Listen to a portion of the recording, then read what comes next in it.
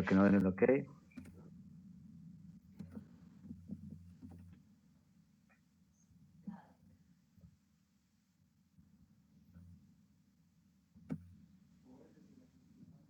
Sepan que acá te mando al frente, Jorge, el único que bueno, estamos al aire, sigue haciendo las pruebas, pero ya estamos al aire.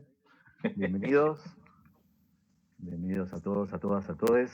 Este es el segundo encuentro para celebrar estas charlas que nos estamos dando en el marco de los 20 años de ADIUM, que dentro de muy poquito vamos a cumplir esos 20 años. Entonces, bueno, estamos propiciando estos espacios como para pensarnos, para repensarnos y para propiciar una universidad que queremos de acá a 20 años. Hoy tenemos un tema muy importante que me parece que tiene que estar en la agenda, que nos parece que tiene que estar en la agenda, que es el tema de las masculinidades. En ese sentido, bueno, ya agradecer desde el Vamos tanto a Pablo como a Néstor su participación. En ese sentido, el espacio está abierto para que cada uno de ustedes participe, nos deje su pregunta, su consulta acá en el Facebook de ADIUNC, de la Asociación de Docentes e Investigadores de la Universidad Nacional de Quilmes. Y bueno, vamos a empezar así un poquito calentando los motores. Ahí nuestro compañero Sergio Chamorro va a hacer una presentación tanto de Pablo como Néstor. Y de nuevo, la invitación a participar, a dejar todo tipo de consultas en el chat. Sergio. Bueno, buenas tardes a todas y todos. Agradecer de antemano la buena predisposición de Pablo y de Néstor y de Pablo. Inmediatamente cuando propusimos este tema, los dos aceptaron inmediatamente, los dos son muy especialistas en estas cuestiones, y por una cuestión de orden y después de haber estado discutiendo un poquitito, bueno, finalmente el que va a comenzar, digamos, a exponer algunas ideas es Pablo. Yo voy a hacer una breve presentación de ambos, para saber, digamos, cosas que no les obliga. Pablo Yarolowski es doctor en Ciencias Sociales y Humanas de la Universidad de Quilmes, hizo su maestría con orientación en educación UFLAXO y estudió Ciencias de la Educación, licenciado y profesor en la Universidad de La Plata. Es docente investigador en la Universidad de Quilmes, es docente, digamos, de esa casa de estudios, y también en la Facultad de Ciencias Humanidades y Ciencias de la Educación de la Universidad de La Plata. Ha participado como evaluador del CONICET, es investigador del CONICET. Sus temas de investigación principales son la historia de la educación, las problemáticas sobre el cuerpo, pedagogías feministas y desafíos de género. Y bueno, he participado, digamos, en una enorme cantidad de publicaciones, tanto en libros como artículos académicos y de divulgación sobre estos temas. Ha sido, colaboró con informes y artículos a la Secretaría de Educación de la Provincia de Buenos Aires y en el Ministerio de Educación de la Nación. Por su parte, Néstor es doctor en Trabajo Social por la Universidad Nacional de La Plata, es magíster y es licenciado también en Trabajo Social en la Universidad de La Plata, y trabajó en el Ministerio de Desarrollo Social y en la Dirección General de Cultura y Educación en la Provincia de Buenos Aires. Es docente investigador de la Facultad de Trabajo Social de la universidad, donde se desempeña como profesor titular y en la materia Teorías de la Cultura y Antropología de la Sociedad Contemporánea. Participa del seminario Sociología de las Violencias Interpersonales y de Género en el Instituto de Cultura Jurídica de la Facultad de Derecho de esta Universidad, La Plata, e integra el área de género y diversidad sexual del grupo de investigación, del cual participa el Laboratorio de Estudios en la Facultad de Trabajo Social. Es interesante que participó en la elaboración de la guía de orientación para intervención en situaciones conflictivas y de vulneración de derechos en el escenario escolar para el gobierno de la provincia de Buenos Aires en convenio con UNICEF, y ha publicado una cantidad enorme de trabajos, libros y también artículos vinculados con las masculinidades, los mandatos de violencia, los mandatos sociales en torno a la masculinidad. Actualmente, bueno, su último lugar, digamos, de este mundo académico es el decano de la Facultad de Trabajo Social en la Universidad de La Plata. Bueno, hechas estas presentaciones muy cortas de gente que tiene tremendos currículos y unos antecedentes profesionales enormes.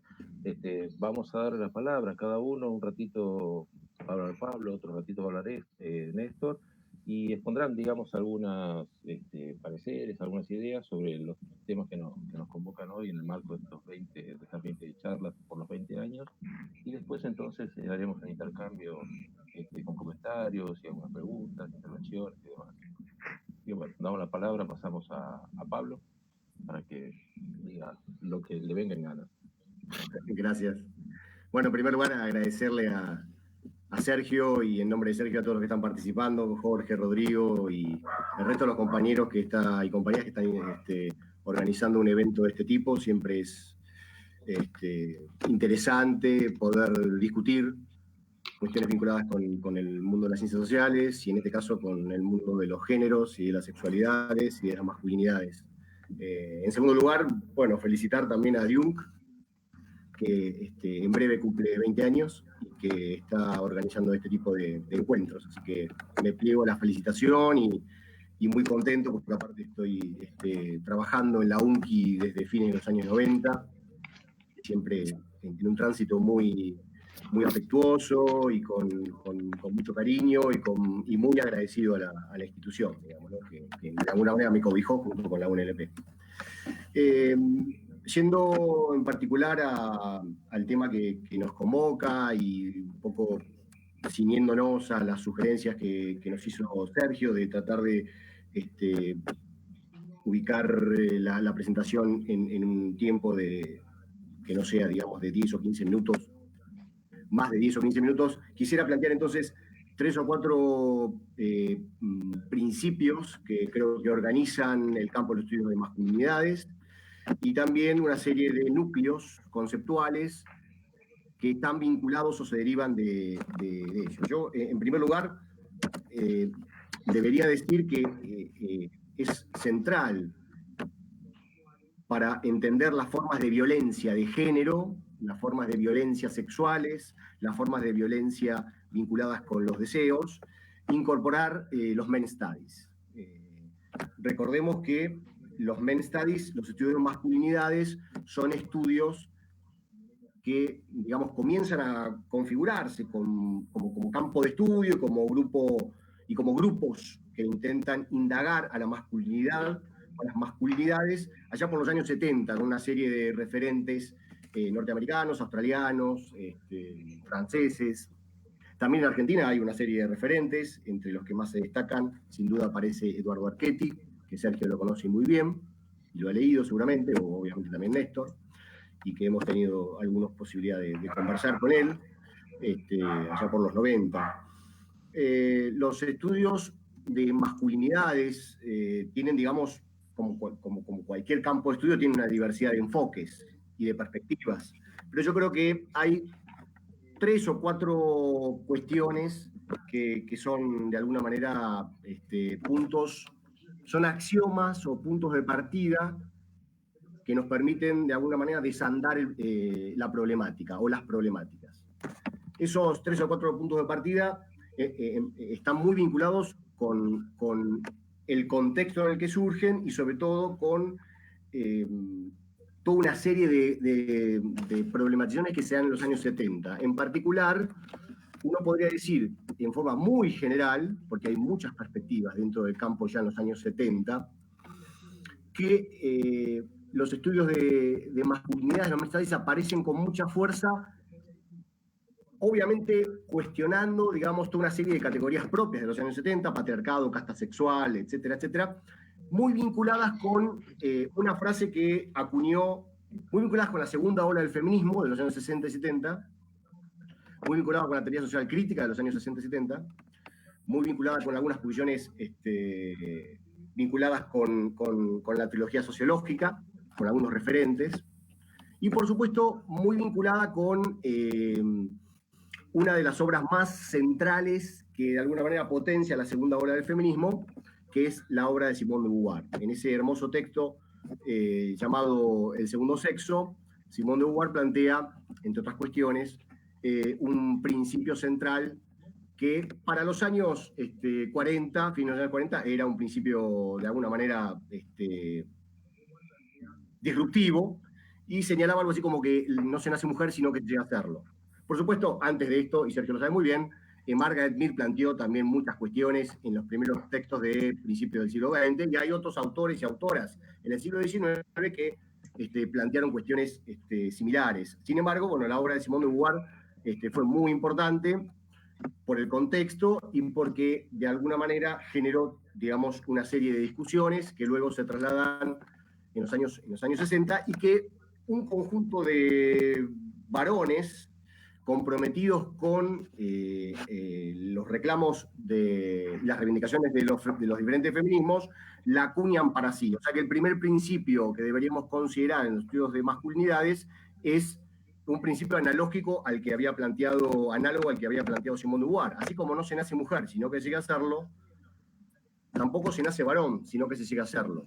Es decir, esta, digamos, obviedad para las ciencias sociales hoy en día, para los años 40, 50, 60, no lo era tanto, había muchas visiones, sobre todo muy articuladas con el discurso jurídico, con el discurso biomédico, que, sobre todo los enfoques sociobiológicos, que de alguna manera insistían en la posibilidad de pensar las masculinidades a partir de algunas esencias. Como señala una filósofa española, toda esencia es un eficaz fabricante de...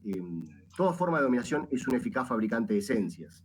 Lo que hacen los estudios de masculinidades con este principio es básicamente señalar que la masculinidad es una construcción social, cultural, e históricamente situada, y que obviamente se produce, se resiste, se negocia, se traduce en determinados contextos, en determinados espacios y tiempos, y entonces las condiciones históricas, culturales, económicas y políticas van fabricando ciertos órdenes masculinos dominantes o cuasi hegemónicos, y obviamente, como todos sabemos, esos órdenes dominantes siempre en los márgenes presentan movimientos, grupos o actores que intentan de alguna manera erosionar a esos órdenes corporales dominantes. O, dicho en términos de Connell, masculinidades hegemónicas.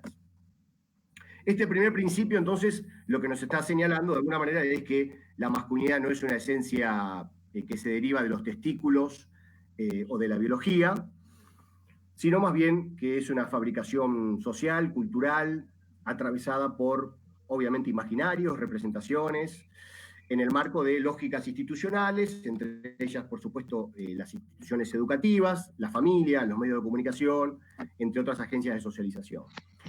Ahora bien, un segundo principio que nos permite de alguna manera transitar este campo heterogéneo vinculado con las masculinidades es que al mismo tiempo que las masculinidades son fabricaciones culturales, históricamente situadas, relacionales y posicionales, es necesario señalar un segundo principio, es que más que hablar de masculinidad, ya a partir de los años 70 y 80 se habla de masculinidades. Hay de alguna manera, con una serie de autores, una intención de plantear una diversidad de masculinidades. Hay una multiplicidad enorme de modelos masculinos que, por supuesto, están atravesados por una serie de dimensiones, como diría Susan Bordeaux, que nos atraviesan en nuestra propia subjetividad. Estamos hablando de la clase social, grupo social, sentido de pertenencia, la cuestión de la edad, la orientación sexual, la religión, la identidad profesional, el estatus socioeconómico. Son un conjunto de variables que hacen que seamos en forma nunca acabada y completa de una determinada manera, y que entonces entendamos de alguna manera que hay una enorme variabilidad en relación a las masculinidades, que tienen puntos de contacto y puntos de disidencia, que tiene que ver quizás cuáles son los puntos de contacto entre las masculinidades de los representantes del sindicato ADIUNC con los representantes de un sindicato de la Universidad de la República del Uruguay. Debe haber puntos de contacto y puntos de disidencia, básicamente porque allí se juegan cuestiones culturales, cuestiones territoriales, cuestiones de sector social y de clase, cuestiones de orientación sexual, cuestiones de religión, de identidad profesional, etcétera, etcétera. Esto en forma diacrónica y sincrónica, ¿no? Por supuesto también hay una enorme diferencia entre las masculinidades que transitaron la Universidad de Quilmes en los años 90 con los estudiantes o los profesores, con las masculinidades que hoy las habitan. Han habido una enorme cantidad de modificaciones, muchas han sido, digamos, muy receptivas al campo de los estudios de género, en particular la ESI, por ejemplo, o la ley de cambio de identidad de género, la ley de matrimonio igualitario, todo el conjunto de disposiciones vinculadas con la incorporación del femicidio en el código, y todo ese conjunto de disposiciones legales y un clima de época, junto con la militancia, ha generado, por supuesto, que las masculinidades, las feminidades y otras posibilidades y otros colectivos puedan de alguna manera incorporar en su agenda cuestiones vinculadas a la igualdad, a procesos que han sido históricamente de subalternización de ciertos grupos sociales, entre otras cuestiones. Entonces, un segundo principio de los estudios de masculinidades que deberíamos considerar es que justamente hay una diversidad de masculinidades, Connell, en un modelo que ya ha sido de alguna manera matizado y cuestionado, habla de 4 tipos de masculinidades para el caso australiano: masculinidad hegemónica, subordinada, cómplice y marginal. De alguna manera la idea es pensar que estas masculinidades, las hegemónicas, son las que ejercen mayores formas de control y de dominación, y que de alguna manera son las representantes de lo que podríamos denominar de forma muy general el patriarcado moderno. En su opuesto están las masculinidades subordinadas, son aquellos varones considerados por la mirada masculina, blanca, heterosexual, exitosa, productiva, útil, etcétera, como varones impostores, que son aquellos que no responden al mandato que, insisto, es un mandato ficcionado, y que obviamente en la modernidad está muy vinculado con la matriz heteronormativa y con toda una serie de economías morales que definen a la masculinidad a partir de quizás lo que Badinter denomina la triple P: proveedor, protector y procreador.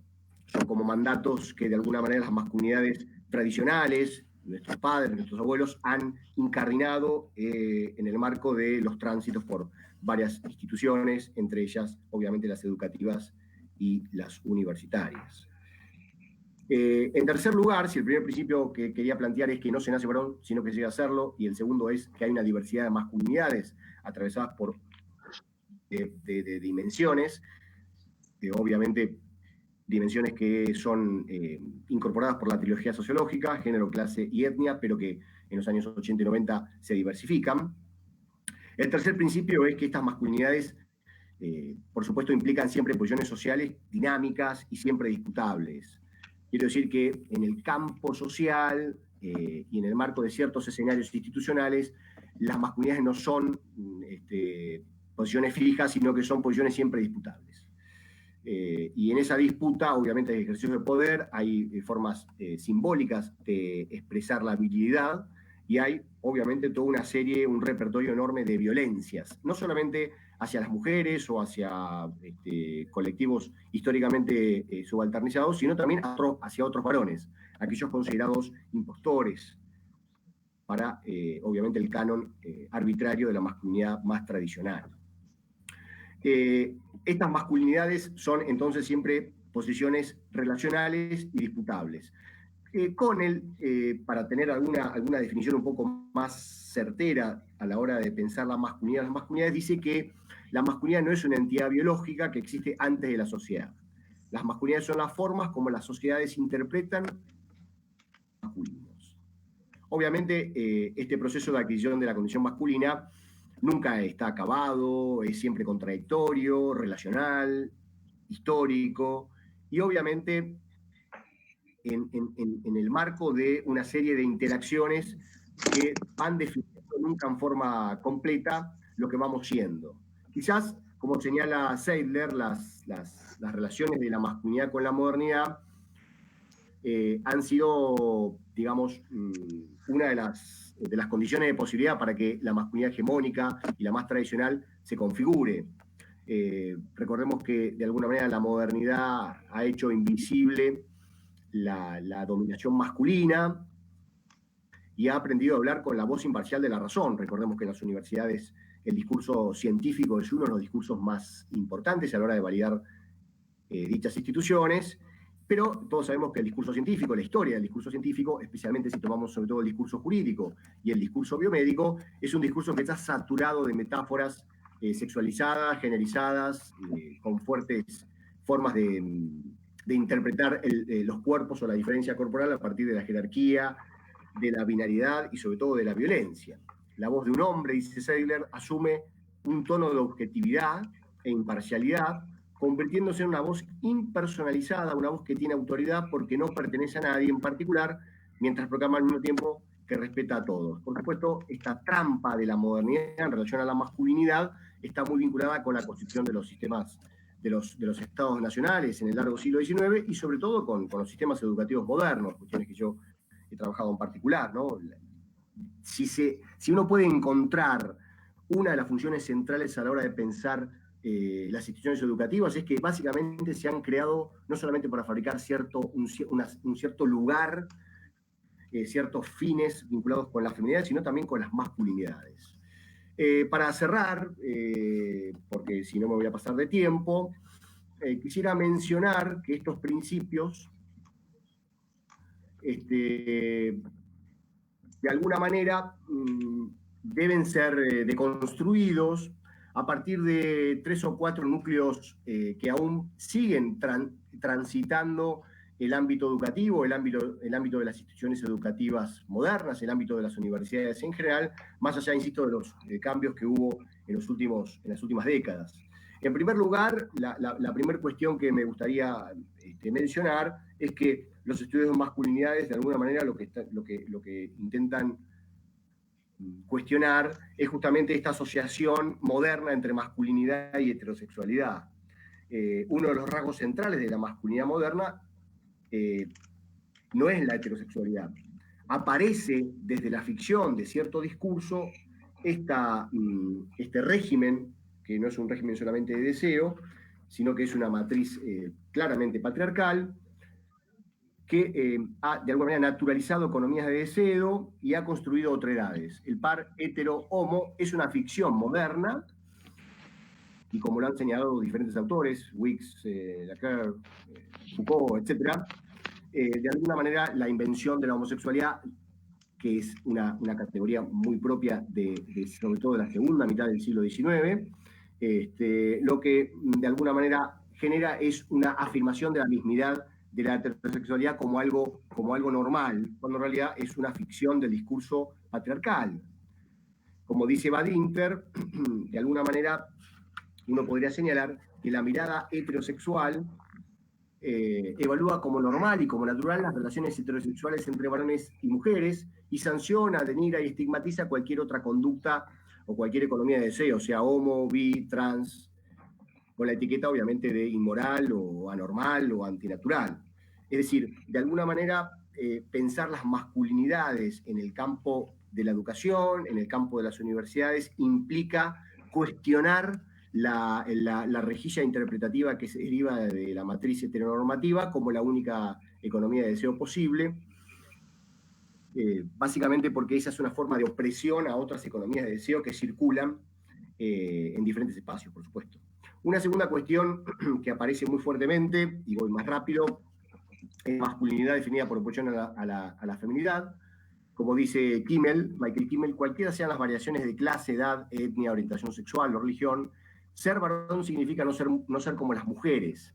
Esta noción de antifeminidad está en el corazón de las concepciones modernas de la masculinidad. De tal forma que la masculinidad moderna se define más por lo que uno no es que por lo que uno es. Y estas cuestiones siguen estando muy presentes en ciertos imaginarios, en ciertas agencias de socialización, en ciertas representaciones, y creo que los sindicatos, las universidades deben incorporar, por ejemplo, la ESI, que no está incorporada a las universidades en términos más legales y que debería ser una discusión a incorporar, ¿no? Recordemos que la ESI trabaja más que nada con ciertos niveles educativos y, en mi opinión, debería ser a ser problematizado por todos los que participamos del ámbito universitario. Y obviamente dentro de la ESI está están los estudios vinculados con las masculinidades. De alguna manera, un tercer principio que vincula a la masculinidad moderna, además de con la heterosexualidad como una ficción del discurso que genera mucho dolor en muchos varones, y con la homofobia, creo que este también es un principio que deberíamos revisar. La homofobia es el miedo a que otros varones nos desenmascaren, nos castren, nos revelen a nosotros mismos y al mundo entero que no alcanzamos los estándares, que no somos verdaderos hombres. Fíjense que ahí la trampa de la modernidad en relación a la masculinidad es que el verdadero temor no es el miedo a las mujeres, sino el de ser avergonzados, humillados delante de otros varones o de ser dominados por hombres más fuertes. De alguna manera, la carga homofóbica de muchas de las representaciones que circulan en las instituciones y en los imaginarios sociales deberían ser revisadas y deberíamos construir, y aquí es una posibilidad para Jung, un taller sobre masculinidades, donde estudiantes, docentes, podamos de alguna manera deconstruir a partir de nuestras experiencias cómo la validación de la masculinidad es una validación de la masculinidad tradicional y hegemónica, es una validación que permanentemente aparece a partir de una especie de policía de género que intenta en el ámbito público revalidar ciertas cualidades vinculadas con una moral no solamente heterosexual, sino una moral vinculada con algunas cualidades en particular, como el éxito, lo productivo, la procreación, el ser proveedor, etc. Por último, para cerrar rápidamente esta breve introducción a los estudios de masculinidades, junto con estos principios y estos núcleos que deberíamos revisar, creo que hay uno que es también central, y está vinculado básicamente con cómo pensar los cuerpos masculinos, los cuerpos femeninos, los cuerpos que no son ni masculinos ni femeninos. Y en ese punto creo que, retomando la teoría social del cuerpo, pensar los cuerpos como construcciones también sociales, culturales, históricamente situadas, nos permiten de alguna manera interpretar cómo ciertas representaciones que circulan en los imaginarios, incluidos por supuesto desde las instituciones universitarias, van jerarquizando ciertas partes del cuerpo y denigrando otras, ¿no? En los varones modernos, tradicionales y hegemónicos, en general aparecen una estética corporal vinculada con los brazos, con las piernas, con el abdomen, con las manos, con cierto registro muscular vinculado con ciertos músculos en particular, los bíceps, que van de alguna manera fabricando, insisto, una regionalización absolutamente arbitraria, fuertemente simbólica, sobre cómo deben ser los cuerpos viriles hegemónicos en las sociedades modernas. Y en esa regionalización, por supuesto, hay partes que son exaltadas y hay partes que son denigradas. La parte que denigrada desde la mirada heteronormativa moderna está obviamente vinculada con ciertas zonas, como por ejemplo el ano. El ano es una de estas partes que aparece degradada por excelencia en las masculinidades tradicionales, no solamente como un insulto que aparece permanentemente, o en un graffiti en un baño de una universidad: te voy a romper el culo, les ganamos, le rompimos el culo, cerra el orto. Son en realidad expresiones que se materializan y que ponen e inscriben sobre el cuerpo un régimen supuestamente normal, hegemónico y heterosexual, y aquellos varones que de alguna manera son, según Hacha, castrados por su propia condición femenina, por ser penetrados, pierden la capacidad dominante de su masculinidad. Dice Hacha, ser penetrado equivale a perder el pene en la masculinidad moderna. Si el ano de un macho es penetrado, ese varón es castrado y feminizado. Es decir, uno podría pensar que la zona anal para el discurso heteronormativo dominante es una zona denigrada, y el pene es la zona que se exalta, la capacidad de penetrar se convierte en uno de los aspectos más simbólicamente vinculados con la masculinidad patriarcal moderna. Junto con esta regionalización del cuerpo, obviamente, insisto, se fabrica una masculinidad heteronormativa que quisiera cerrar, que según una de las autoras que creo que nos permiten pensar estas cuestiones de la masculinidad moderna, las condensan de la siguiente forma. Es un párrafo del libro Teoría King Kong, bastante conocido, y dice lo siguiente: ¿cuáles son exactamente las exigencias para ser un hombre de verdad? Y aquí cierro. Dice ella: represión de las emociones, callar su sensibilidad, avergonzarse de su delicadeza, de su vulnerabilidad, dejar la infancia brutal y definitivamente. Los hombres niños no tienen buena prensa. Estar angustiado por el tamaño de su pija. Saber hacer acabar a las mujeres sin que sepan o quieran indicar el camino que hay que seguir. No mostrar su debilidad, amordazar su sensualidad, vestirse con colores apagados, siempre tener el mismo calzado ordinario, no jugar con su pelo, no llevar muchas joyas ni ningún maquillaje. Tener que dar el primer paso siempre, no tener ninguna cultura sexual para mejorar su orgasmo, no saber pedir ayuda, tener que ser valiente por más que no se tenga ganas, valorar la fuerza sea cual sea su carácter, dar muestras de agresividad, tener un acceso restringido a la paternidad, ser exitoso socialmente para poder pagarse las mejores mujeres, temer su homosexualidad porque un hombre de verdad no debe ser penetrado, no jugar con muñecas en infancia, conformarse con autitos y armas de plástico súper feas, no cuidar mucho su cuerpo, ser sumiso a la brutalidad de otros hombres sin quejarse, saber defenderse por más que uno sea dulce, estar separado de su feminidad, simétricamente a las mujeres que renuncian a su virilidad, no en función de las necesidades de una situación o de un carácter, sino en función de lo que exige el cuerpo colectivo o un mandato. ¿Para qué? Para que las mujeres le den a los hijos a la guerra y que los hombres acepten a ir a la muerte para salvar los intereses de 3 o 4 cretinos de vista corta.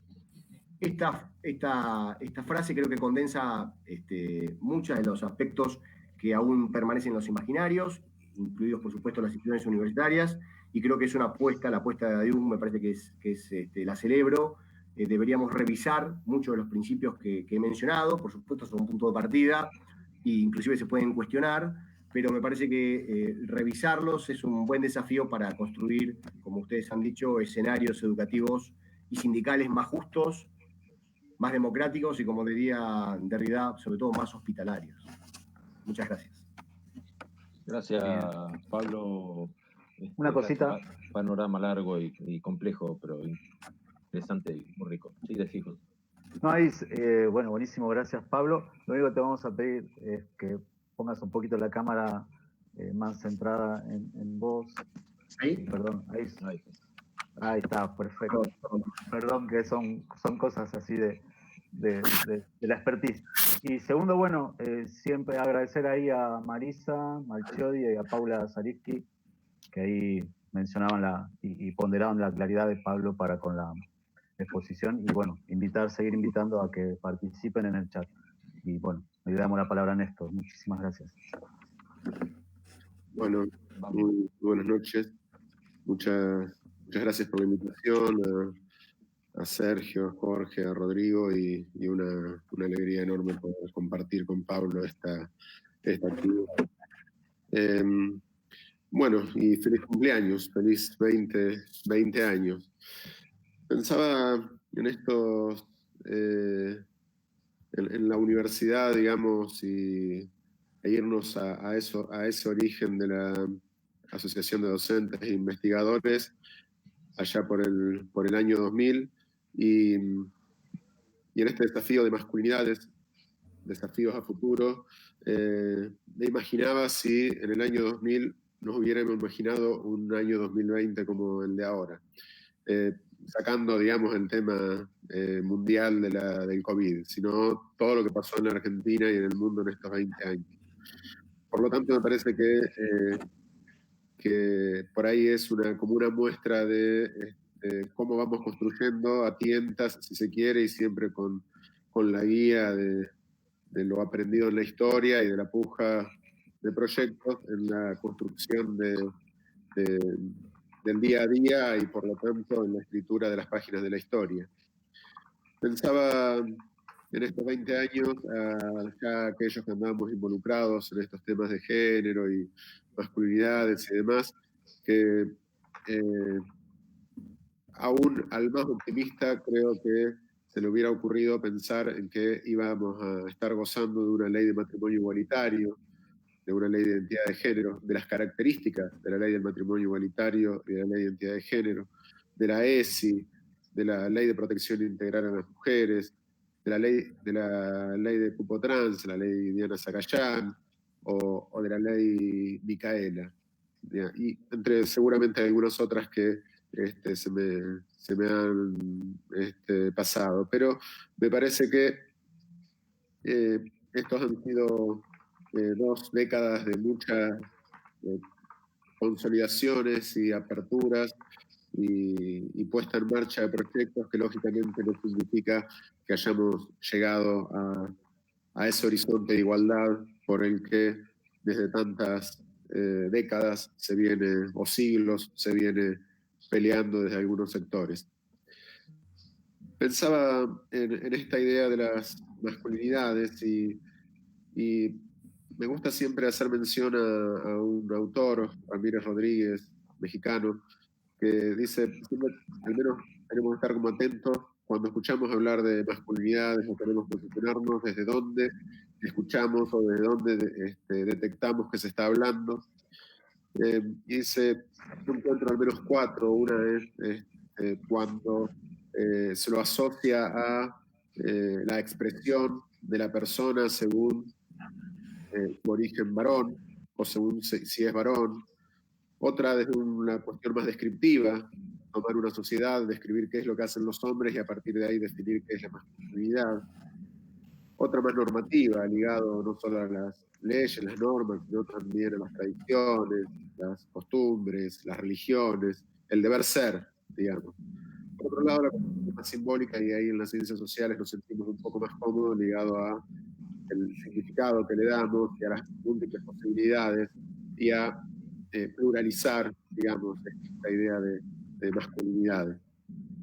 Y creo que hasta ahora quienes hemos indagado en el mundo sobre estos temas, las masculinidades han estado, digamos, surgieron en función de ser un aliado del feminismo, digamos, posicionados sobre los saberes del feminismo, posicionados sobre los límites que se alcanzaban en los estudios del feminismo cuando se describía o se explicaba al mundo masculino como lo que oprimía, como lo que dominaba, y había ahí como una especie de masificación, pero no se podía ver las de ese mundo.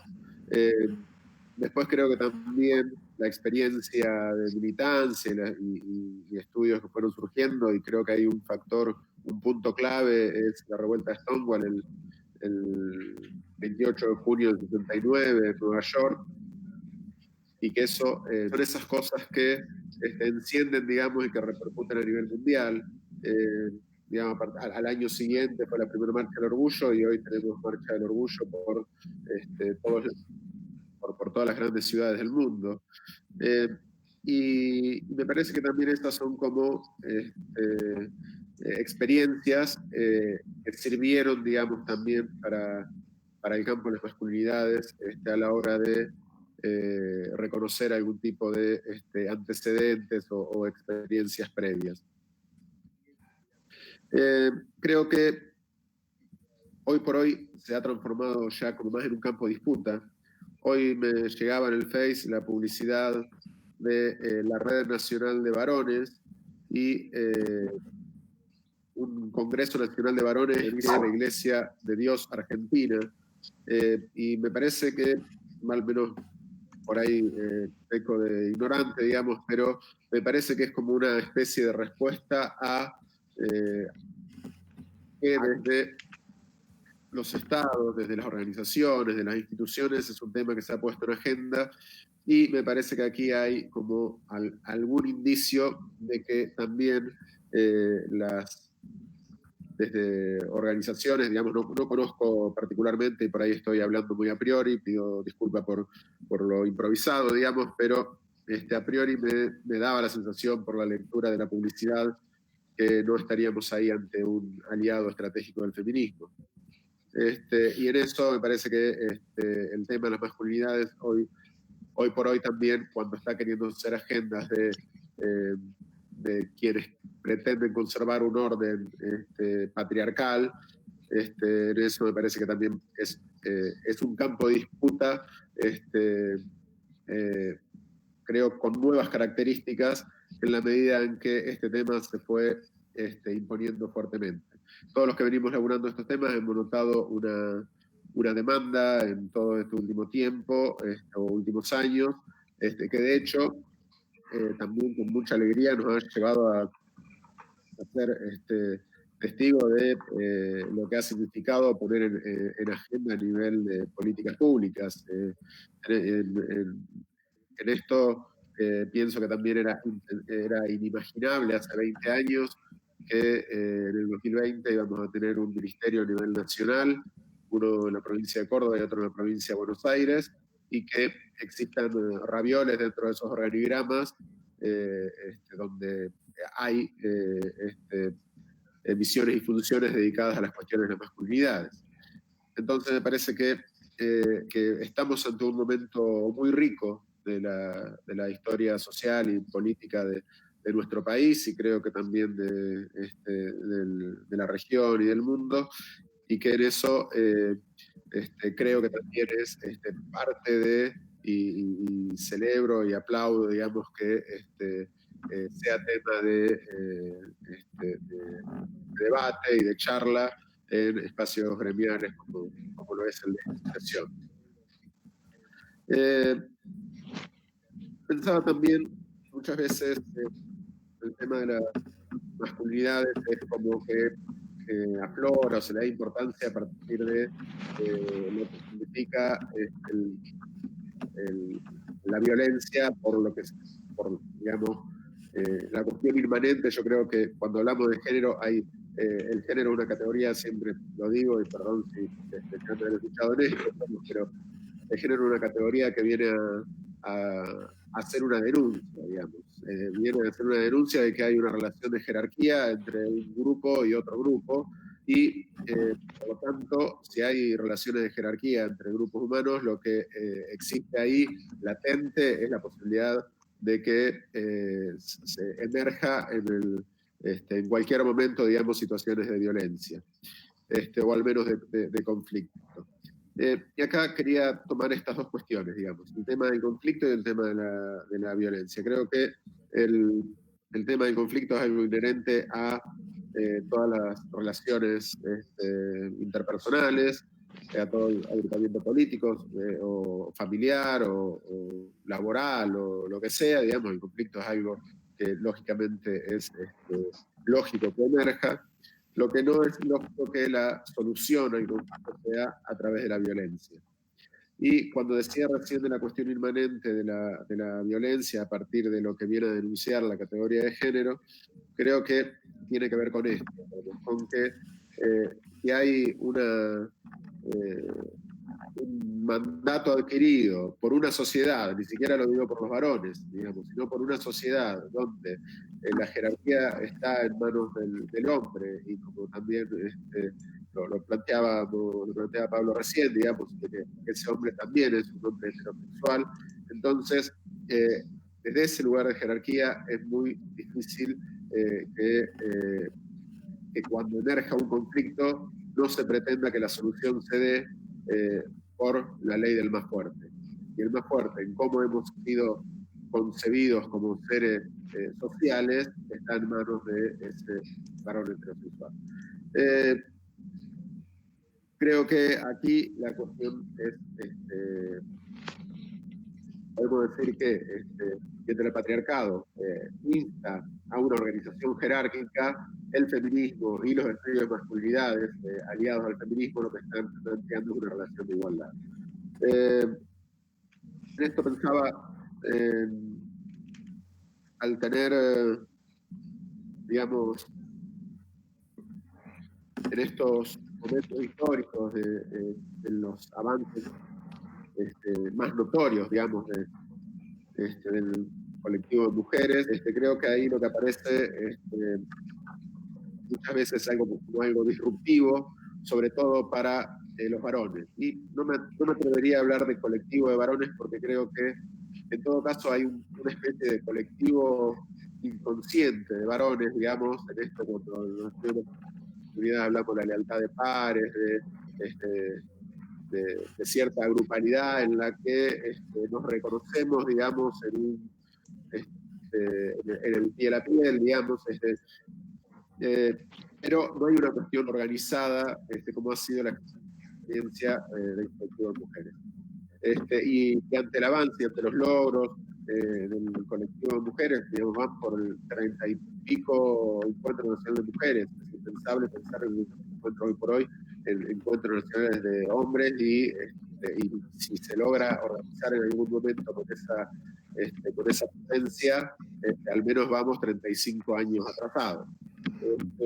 Y a su vez siempre pienso, digamos, que ese encuentro es quizá atrevido a pensar o no, no lo sé, pero también pienso que es unos poquitos años después de la dictadura y lo que había significado también la participación de las mujeres a través de las abuelas y las madres, y lo que simbólicamente, políticamente nos había enseñado estas mujeres en términos de organización y de pelea en los momentos más terribles de nuestra historia.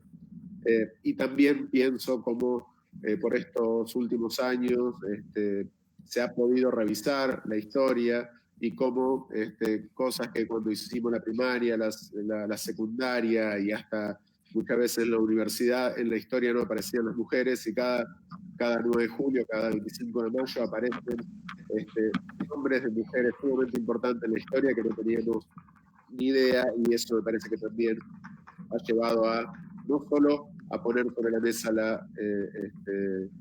la posibilidad, digamos, de hacer visible a esas mujeres, sino que en definitiva también está denunciando la cuestión del patriarcado cuando escribió la historia y las borró de la página de la historia oficial. Pensaba también en esta cuestión que los varones vemos como algo disruptivo. Creo que ahí emergen al menos 2 o 3 tipos de reacciones de parte de los varones, y una puede llegar a ser una cuestión de solidaridad, de sentirse interpelados, de ver cómo nos adecuamos a estos tiempos. Otra creo que tiene que ver más con una cierta indiferencia, pero lo que más preocupa creo que tiene que ver con la reacción, digamos, con esta cuestión de que seguramente muchos han escuchado y que a uno que viene con estos temas nos molesta bastante, que es plantear, por ejemplo, que machismo y feminismo es lo mismo, y entonces ya cuando uno escucha eso sabe que hay mucho por trabajar ahí y mucho por revisar y estrategias para darse, porque son digamos, los caballitos de batalla y como los escudos que desde algunos sectores, con la ideología de género, con la idea de diferentes lados, digamos, se cuestiona los postulados del feminismo. Ya hay 49, ya tendría que estar terminando, perdón, ya estoy cerrando. Pensaba en esta idea de la universidad que queremos, de los años venideros. Yo creo que en esto hay mucho por hacer, y ahí, bueno, la ley Micaela, creo que eso va a tener una fuerte impronta en las universidades, va a llevar a discutir contenidos, creo yo, o al menos a poner el tema en agenda.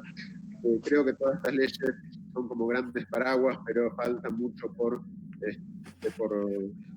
creo que también lo que es la organización política dentro de las universidades, también hay como cuestiones ahí a seguir trabajando.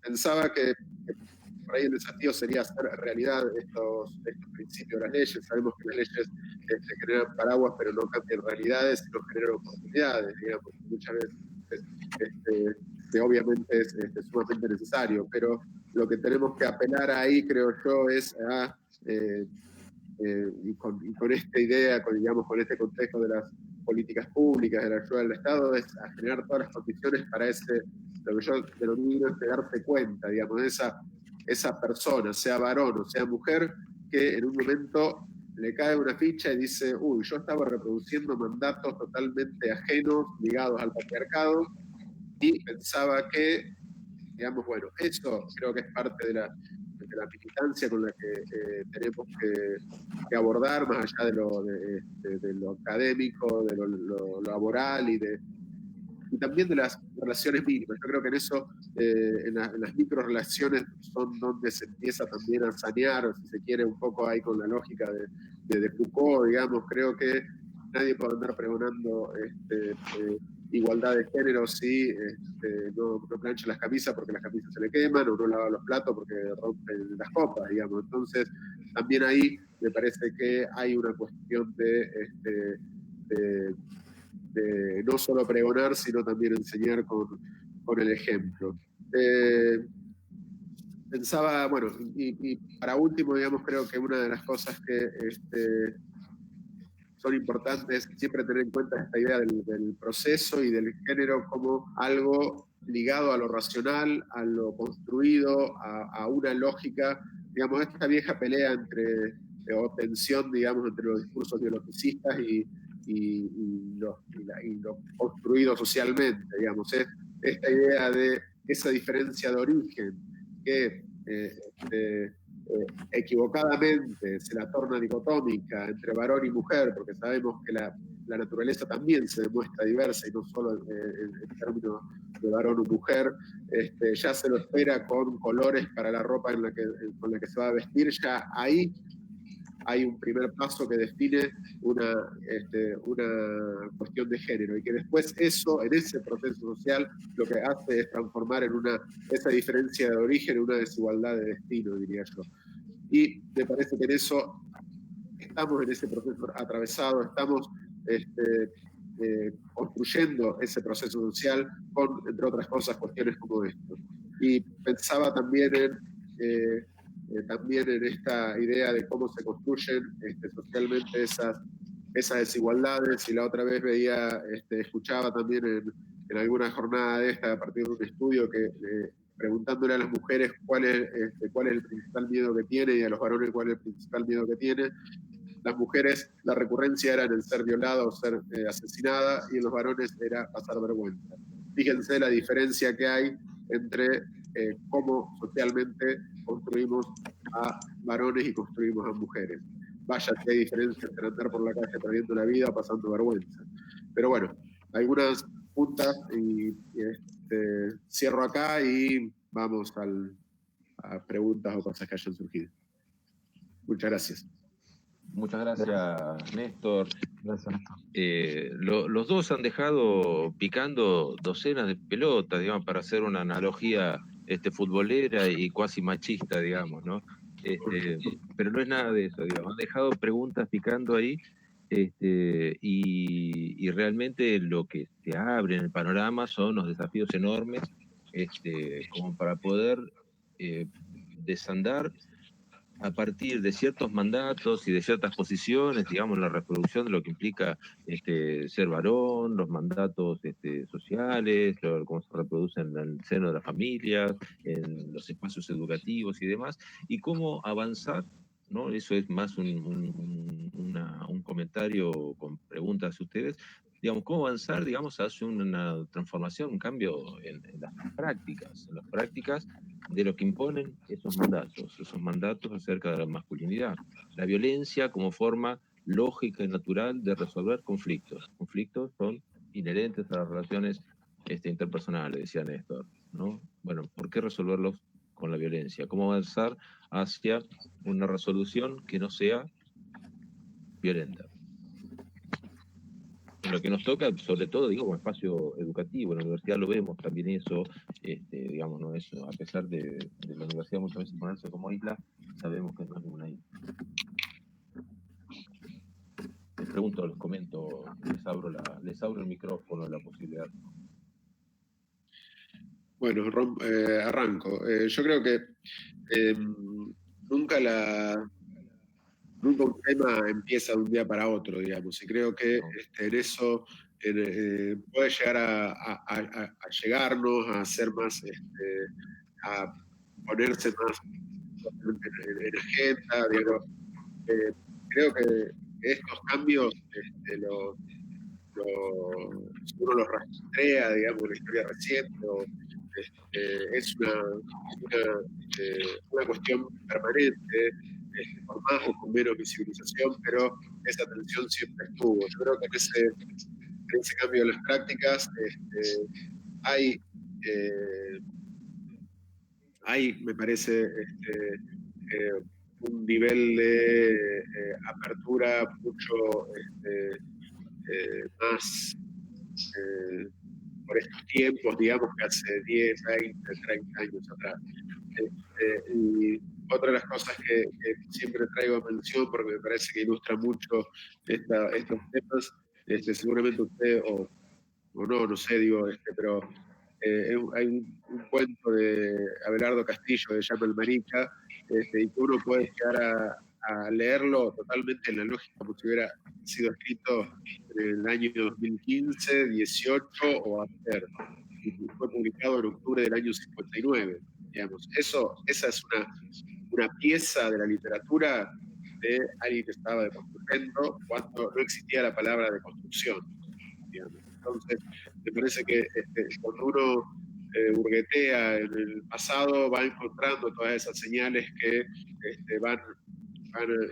van apareciendo y seguramente no pueden ser muchas.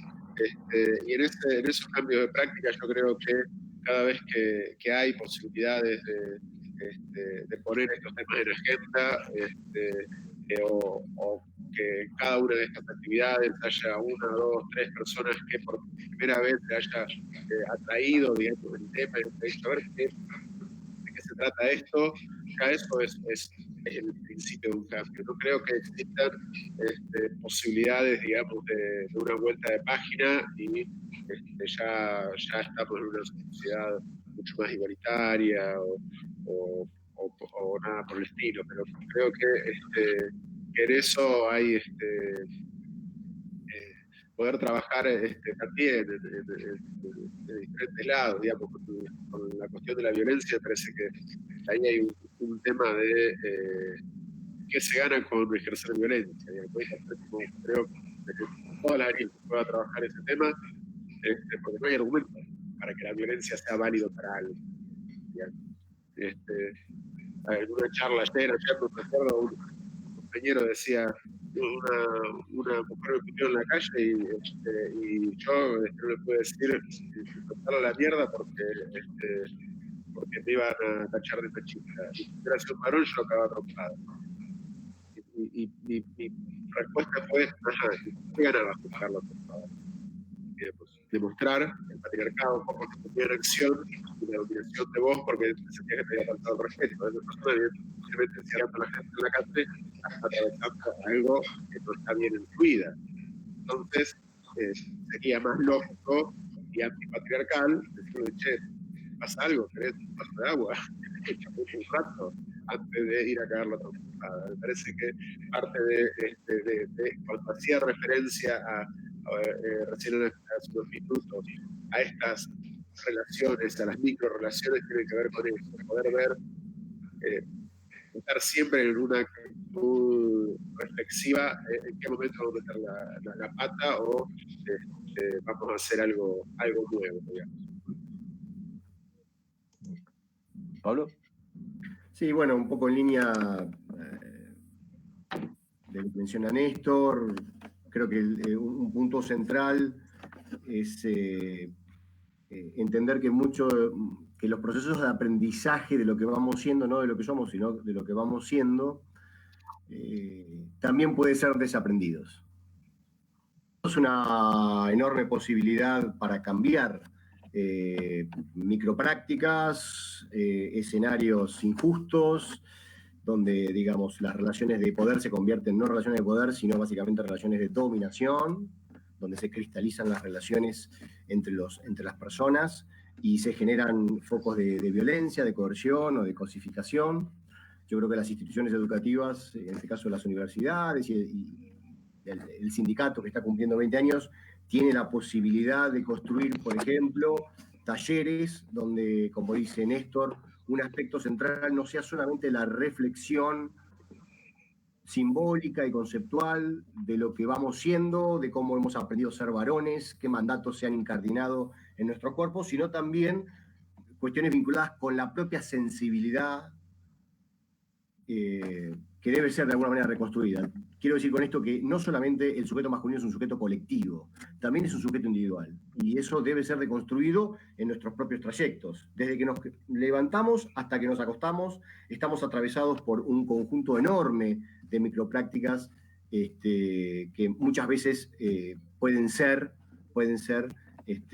liberadoras o democráticas o plurales, hospitalarias, o pueden convertirse y se pueden cristalizar en escenarios de desigualdad, de explotación o de enajenación, ¿no? Me parece que pensar que los mandatos que circulan pueden ser de alguna manera cuestionados y desaprendidos es un buen punto de partida, por lo menos en estos dos niveles, en un nivel más conceptual y en un nivel más introspectivo. Bueno, ¿cómo podemos nosotros, como sujetos, revisar nuestros propios tránsitos para ser un poquito más justos y un poquito más receptivos con los otros? Y en este otros quisiera también incluir a todo un conjunto de masculinidades que no hemos mencionado. Por ejemplo, las masculinidades trans. Ustedes saben que la comunidad trans, si bien, insisto, en un plano histórico, digamos, los cambios de las últimas 3 o 4 décadas han sido muy significativos, pero en términos de modernidad, uno diría que son 3 segundos en un día. Entonces, obviamente que son cambios que necesitan madurar. Están las apuestas legislativas, yo creo que eso es muy importante, pero como dijo Néstor, las lógicas y las prácticas van muchas veces por otros tiempos. Creo que sí podemos celebrar las disposiciones legales que se han dado en Argentina y en otros países vinculadas con el derecho a ampliar los derechos de un montón de colectivos que han sido subalternizados, pero bueno, eso debe ser acompañado con prácticas reales, y allí la invitación es a que Ariung organice talleres sobre masculinidades en las que estén incluidos, por supuesto, todos los sujetos y las sujetas, y se puedan discutir conceptualmente y también transitar las experiencias corporales y emocionales para de alguna manera deconstruirlas y poder imaginarnos algo que para mí es central en el plano educativo, y es que es posible pensar otros caminos en cualquier situación, con relación a cualquier objeto que uno indague. La pregunta básica iniciática del análisis de discurso es esa. ¿Por qué aparece tal en un solo y en otro? ¿Por qué aparece tal práctica en otra? ¿Por qué aparece tal masculinidad en otra? La pregunta allí me parece que es no por lo que se afirma, sino sobre todo por lo que queda excluido, silenciado y omitido. Yo creo que, bueno, como institución universitaria deberíamos preguntarnos por aquellos cuerpos masculinos, femeninos o de otro tipo que han sido históricamente silenciados, excluidos, omitidos y violentados, y obviamente posibilitar los tránsitos, ¿no? En principio, el colectivo de trans sigue teniendo una invisibilidad enorme, inclusive en las instituciones universitarias, ¿no? Varones trans, mujeres trans, etc. Y eso es no solamente un desafío, sino es una deuda que debemos incorporar, digamos, ¿no? en la agenda política de los próximos años, ¿no? Se me ocurre bien. eso. Bien. Ahí aprovecho, bueno, acá como el pequeño recreo como para agradecer a las personas que nos están siguiendo y están haciendo algunas preguntas o algunos comentarios, como Mechita de la Colina, que bueno, Pablo dice excelente cuando estabas haciendo tu alocución. Juan Ignacio Araya dice muy bueno, gracias por compartir y ayudar a repensarnos como varones trabajadores de la educación. Roma Rastelli también dice gracias Pablo. Jimena Carreras Duallo hace también referencia a una actividad que se hizo hace un mes a través de la Unidad de Formación Docente y Capacitación departamento de sociales, pero que también estuvo en conjunto con otros espacios de la universidad, como el departamento de economía, que también ahí en los comentarios está el link a esa charla muy interesante. Gerardo Pérez dice: agregaría la importancia de la ley de parto respetado, muy poco ponderada. Esto es en referencia a cuando Néstor ponderaba las leyes de matrimonio igualitario y algunas otras que mencionaba. Evangelina Marzur dice: gracias Pablo, muy interesante tu aporte. Hablamos muchos de diversidades, pero con frecuencia dejamos de lado las diversas formas de las masculinidades. Bien, después Viviana Nicolau también dice: que interesante, queda grabado, a lo cual le contestamos que sí, que en este mismo sitio lo va a encontrar, y deseo compartirlo con mi hijo transexual masculino. Bueno, un poco ahí retomando o haciendo un spoiler de lo que después iba a decir Pablo hace segundos. Déjame hacer un paréntesis. El colectivo trans en la Argentina tiene un promedio de vida de 35 años. El colectivo trans, depende de la provincia, el 80% no termina la secundaria. El colectivo trans, en muchos aspectos, no solamente es violentado laboralmente, sino simbólicamente. Entonces, una de las preguntas que deberíamos hacernos es: las personas trans, los varones trans, las mujeres trans, ¿qué espacio tienen en el ámbito universitario o inclusive en el ámbito educativo en general, ¿no? Bien. Bien, ahí hay algunas experiencias que podemos hoy mencionar, como el Mocha. Obviamente el Mocha es una experiencia que hay que celebrar, visibilizar, y que también está... hemos invitado en la cátedra que yo doy en cuestiones de género hace más de 20 años en la Universidad de Quilmes. El año pasado o el anteaño vino Francisco, su director, egresadas y egresades, y contaron su histórica lucha, digamos, ¿no? Y el formato del Mocha es un formato, creo yo, claramente disruptivo, que nos permite pensar en otras formas de pensar los cuerpos, las sexualidades y las economías de deseo. Bien. En educación, ¿no? Ahí también Angelén Pipi Díaz, compañeraza nuestra. Excelente encuentro, donde reconocen ustedes las masculinidades hegemónicas patriarcales en las dinámicas docentes en la universidad. Esa es una de las preguntas. Un poco lo contestaba Pablo. ¿Y qué lugar debe tener para ustedes un sindicato docente ante esto? No sé si quieren aportar algo de esas dos preguntas. ¿Néstor? Creo que ahí, pero lo anterior también pensaba la idea de siempre,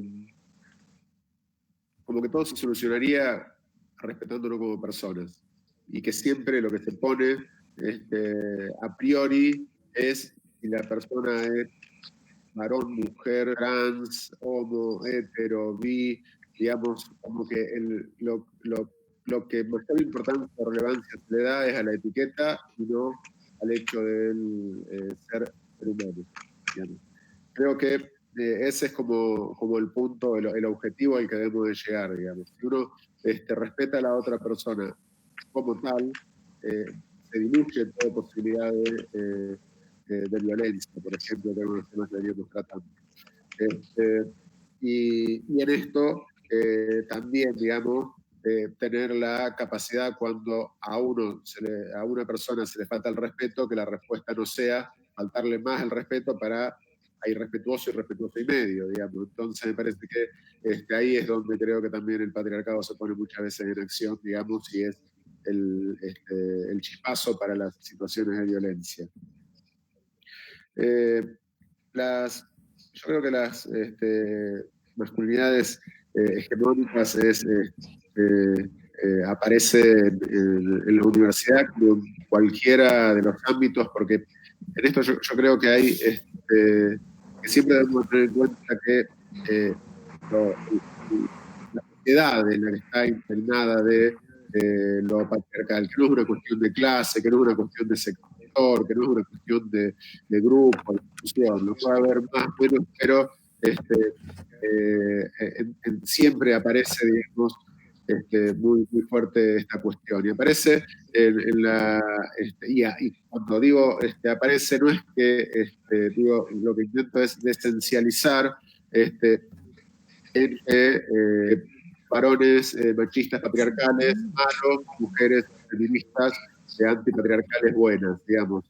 Al ser sociedad estamos todos mezclados y estamos tanto varones como mujeres, o más o menos, reproduciendo esa estructura, digamos. Entonces, esto es que le lleva a la complejidad, digamos, lo que lleva a la necesidad de poder siempre estar creando alternativas, estrategias, actividades, bueno, discutiendo cómo metemos materias en los planes de estudios para que esto emerja. Y creo que lo mismo en los sindicatos, digamos, tareas como estas me parece que son sumamente antipatriarcales, sumamente estratégicas para pensar, o la de Dora y Yamil de la semana pasada, digamos, son, ahí está la cuestión. Y coincido con Pablo, digamos, cuando he tenido oportunidad de coordinar algunos talleres, el tema de generar espacios condicionados, ambientados para que nadie se sienta expuesto en sus, digamos, y donde la vergüenza, como decíamos hoy, es algo que está como muy latente en los varones, y con todo ese tipo de cuidado poder entrar, analizar a partir de los elementos que van apareciendo en cada uno de esos varones, las propias historias, y ponerlas un poco sobre la mesa con el sumo cuidado que eso merece. Yo creo que eso es fundamental, porque si no, muchas veces también queda en lo políticamente correcto del pregonar y del escuchar, del tomar el discurso, de llevarlo, pero si yo en esos talleres de las características que decía Pablo, y que menciono que traía ahora a cuenta, es cuando se pone la historia vital de una persona. Y si vos le preguntas, le tira 2, 3 consignas, y por el lugar que el coordinador de ese taller tiene, logra expresar, esa persona sale del taller renacida, digamos, revisada, mínimamente, mucho, poco, mediano, pero no es la misma persona que empezó. Digo, no dicho porque sería desde el lugar de coordinador sería demasiado autobombo, digamos, sino dicho por las propias personas que participan de esos talleres. Así que creo que en eso toda gestión, sea en la organización o institución que sea, yo creo que en eso nunca hay techo, nunca hay límite, y que hay que ser creativos para encontrar agendas, digamos, actividades, y ver cómo se sigue trabajando en este tema. No sé si Pablo querés agregar algo. Básicamente coincido con lo que dice Néstor, creo que es necesario potenciar estos espacios. Potenciar estos espacios implica de alguna manera de construir todo un conjunto de tonos discursivos, binarios, jerárquicos, heteronormativos, que siguen circulando en ciertos espacios, incluidos los universitarios, y que nos atraviesan a todos, y que es necesario visibilizarlos y de alguna manera discutirlos. Insisto, no solamente en términos conceptuales, sino en términos de un registro experiencial y sensorial. Creo que eso es muy importante. Tiene que ver un poco con un registro más fenomenológico para poder discutir con los otros nuestras propias experiencias. Y bueno, me parece que el sindicato, yendo a la pregunta puntual de la compañera, podría propiciar la incorporación en todas las áreas, no solamente en ciencias sociales, sino en otros departamentos, la posibilidad de pensar, entre comillas, la ESI desde la universidad. ¿Qué implica pensar la sexualidad, los cuerpos y los géneros, cuerpos parlantes en el campo de la universidad? ¿Cómo podemos revisar las economías de deseo, las sexualidades, los géneros, las emocionalidades, y qué otras posibilidades existen a la hora de justamente transitar espacios más justos y más democráticos, ¿no? Yo creo que allí una cuestión muy simple y pragmática es incorporar la discusión en todas las disciplinas que se enseñen, la materia que enseña Sergio, o en el curso, o Rodrigo, o Jorge, o Néstor, cuestiones vinculadas con las cuestiones de género, con la trilogía sociológica, en principio, clase, género, etnia, etc. Racismo, clasismo y sexismo son, digamos, de alguna manera, procesos de legitimación de la modernidad que han construido mucho dolor, mucha otredad. De eso se trata en última instancia los estudios de género, cómo pensamos al otro, cómo miramos al otro, a la otra, al otro, cómo la mirada, digamos, a partir de ciertos discursos, de ciertos saberes, ubican en un lugar a ciertos cuerpos, a ciertos grupos, y en qué medida podemos fabricar lazos, insisto, más hospitalarios. Obviamente que, ahí voy con Foucault, creo que hay que pensar, más que en grandes revoluciones, en pequeñas revueltas. Y esta es una de ellas, una pequeña revuelta. Muy bien. Sigo un poquito con el chat, de nuevo agradeciendo a cada uno que participa. Gerardo, gracias Néstor, siempre una invitación a repensarnos. Evangelina Masur, gracias Néstor, muy valiosos aportes. Bueno, Diego Campos también, muy interesante la charla. Pregunta cómo articulamos con las desigualdades sociales generales, las violencias institucionales. Bueno, un poquito eso se mencionó hace un ratito. Victoria Obregón dice, el desafío de traer a lo cotidiano la revisión de prácticas, el promover encuentros, instancias que habiten como vernos y no la respuesta correcta, la importancia de la ley Micaela como posibilidad de otra forma de transferencias y pedagogías, bravo este encuentro, y bueno, y muy necesario pensar en construcción de masculinidades no violentas, también vuelve a aportar Evangelina Masur. Bien, no sé si Sergio o Rodrigo quieren hacer una pregunta, si no yo tengo una ahí, en el tintero. Rodrigo, ¿cómo estás? ¿Qué tal? Desde ya les agradezco a ambos. A mí lo que me quedó picando es una reflexión que hacía Néstor en su comienzo de su exposición respecto a si hubiéramos imaginado estos avances y esta manera de pensarnos 20 años atrás. Y a mí lo que me interesaría, porque no deja de ser, estaba pensándolo desde el punto de vista histórico, si es que tanto Néstor como Pablo podrían marcarnos qué hitos consideran que nos llevaron a pensarnos de la manera que nos estamos pensando ahora. Porque 20 años atrás, lo estoy hablando desde mi perspectiva, nunca me había preguntado ese tipo de cuestiones. Si pudieran identificar cuáles fueron esos hitos que nos llevaron hasta este punto. Bien. Rápidamente yo te diría que ya en los inicios de la modernidad, así como hay, digamos, una idea contractualista moderna, que de alguna manera legitima la división de espacio público y privado para dos colectivos binariamente pensados, al mismo tiempo hay todo un grupo de mujeres, por ejemplo, que cuestionan la Declaración de los Derechos del Hombre como una declaración de derechos de varón. Aparece la Declaración de los Derechos de la Mujer en el siglo XVIII, a fines del siglo XVIII. Hay toda una serie de movimientos en el largo siglo XIX, digamos, feminismos liberales, marxistas, sobre todo socialistas, que piensan los escenarios sociales desde otra perspectiva. Por supuesto, las anarquistas son todo otro capítulo, que piensan al matrimonio, que piensan al amor, que piensan a la educación, de forma distinta a la que se pensaba, por ejemplo, en los sistemas educativos tradicionales, estatalizados por lo menos de Occidente, de algunos países de Occidente, en el largo siglo XIX.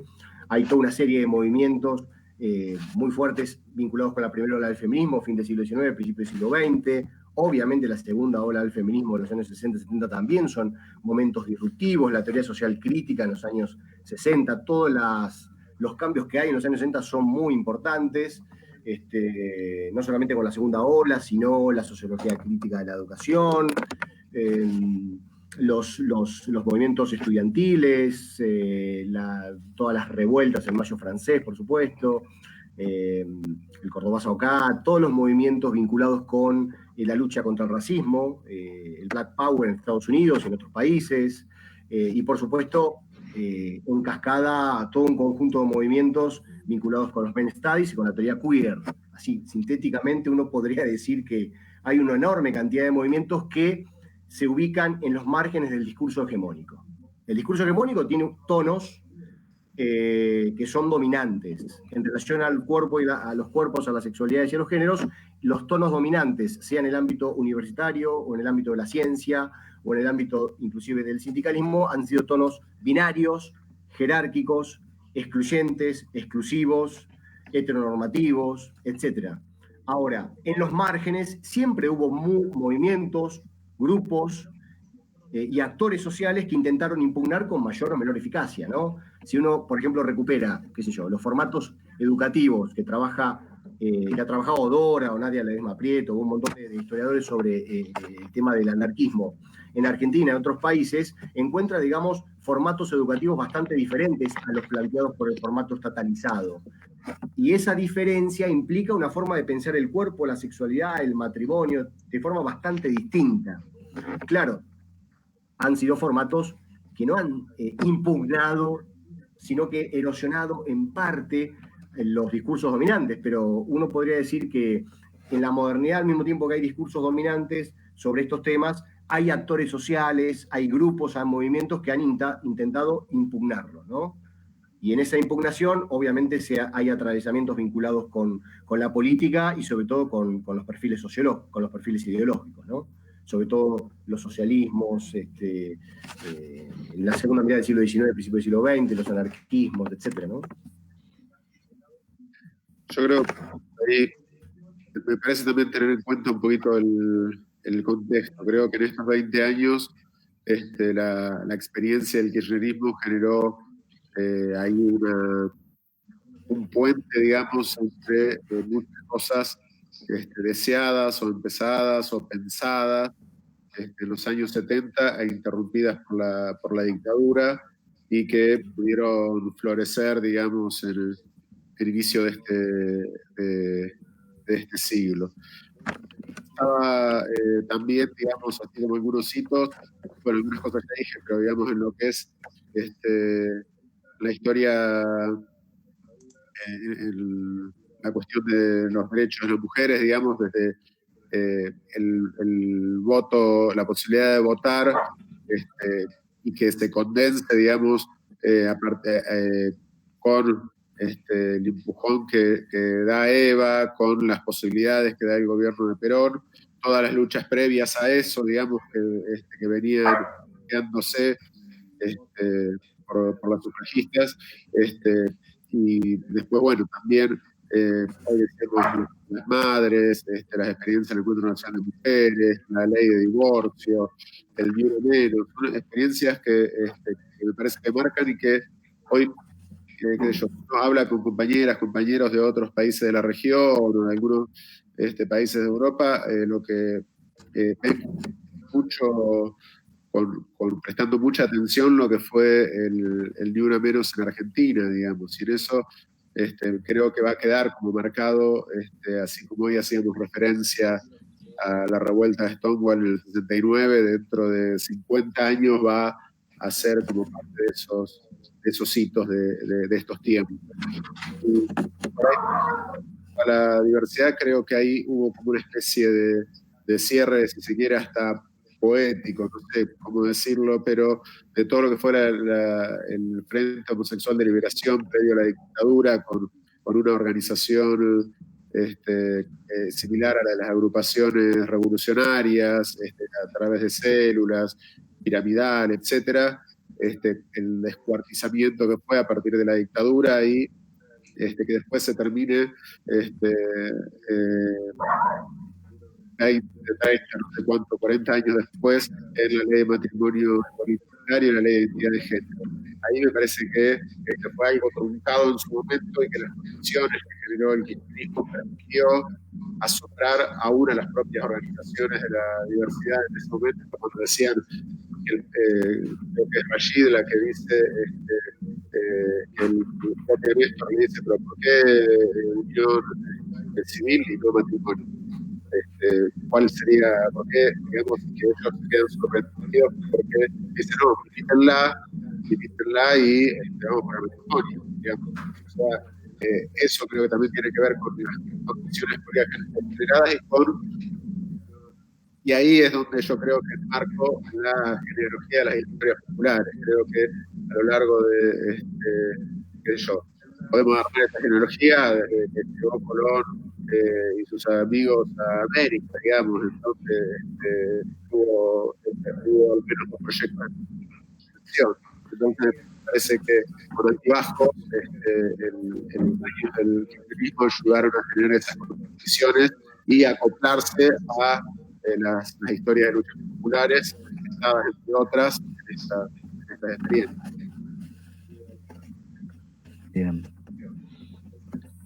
Yo, con relación a esto que estamos comentando sobre hitos y demás, y de alguna manera recuperando algunas de las cosas que tanto Pablo como Néstor comentaron ahora, bueno, me parece que es interesante también con el evento de los 20 años. Bueno, no han sido cualquier 20 años, han sido 20 años con una intensidad social y política muy fuerte, muy particular, ¿no? Marcado por un montón de eventos, ¿no?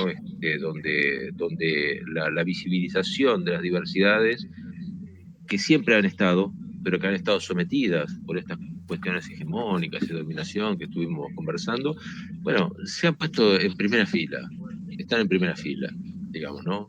Volviendo, digamos, a ciertos espacios, digamos, donde el patriarcalismo y el machismo se ha refugiado históricamente como el tango, podemos decir que 20 años sí es mucho, no es nada, es mucho 20 años. Y bueno, y eso me parece, digamos, que estos 20 años que aprovechamos y celebramos con nuestra asociación, digamos, no han sido 20 años de cualquier cosa. Podríamos decir 20, 21, digamos, años más, años menos, pero han sido muy intensos en términos sociales, políticos y culturales.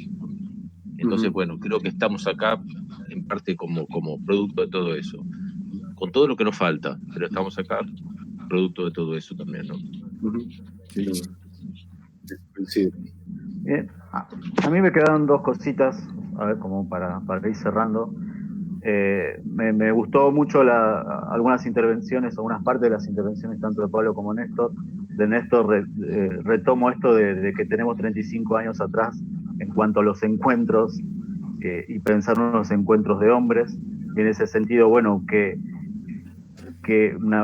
la incógnita sería desde qué punto de partida arrancamos. Obviamente que una buena parte lo dijimos acá, pero después así en términos teóricos están las pluralidades de género, esos conceptos de pluralidad de género, o las ventajas o los privilegios que también mencionaron hoy en Connell.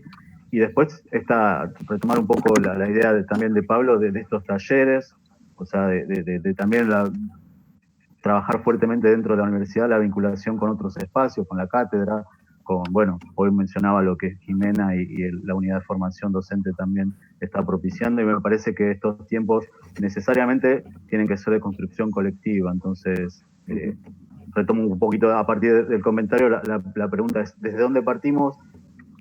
Obviamente la invitación para, ojalá podamos propiciar ese encuentro de varones, pero bueno, me parece que ¿desde dónde partiríamos? ¿A dónde?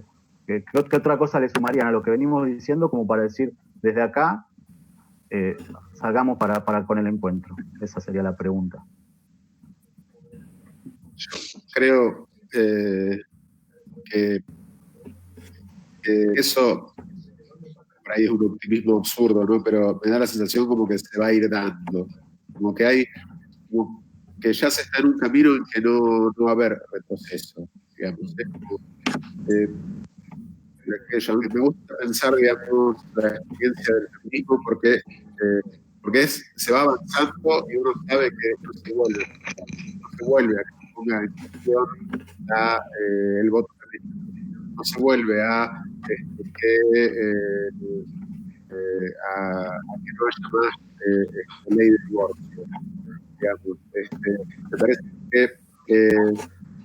en eso ya se ha logrado dar el paso inicial respecto a las masculinidades. Y la verdad, no sé, yo creo que estas cuestiones, todo lo colectivo, digamos, y para que perdure tiene que salir de la base, digamos. Yo creo que aunque la base tenga un límite a partir de las cosas que vean en las organizaciones, instituciones, lo que sea, vean la necesidad de juntarse con otras, para discutir otras cosas, o las mismas cosas, pero con otras organizaciones, ahí por ahí se van a poder ir generando las condiciones para un encuentro. Creo que no serviría mucho armar un encuentro nacional de varones, lo superestructural, digamos, desde los secretarios generales de los gremios, los de las facultades, jefes de cualquier organización. Parece que está iniciando desde la base, me parece que está de cosas y un poco cierta de paralelismo, no hay nada más seguro que el pueblo hace esta historia.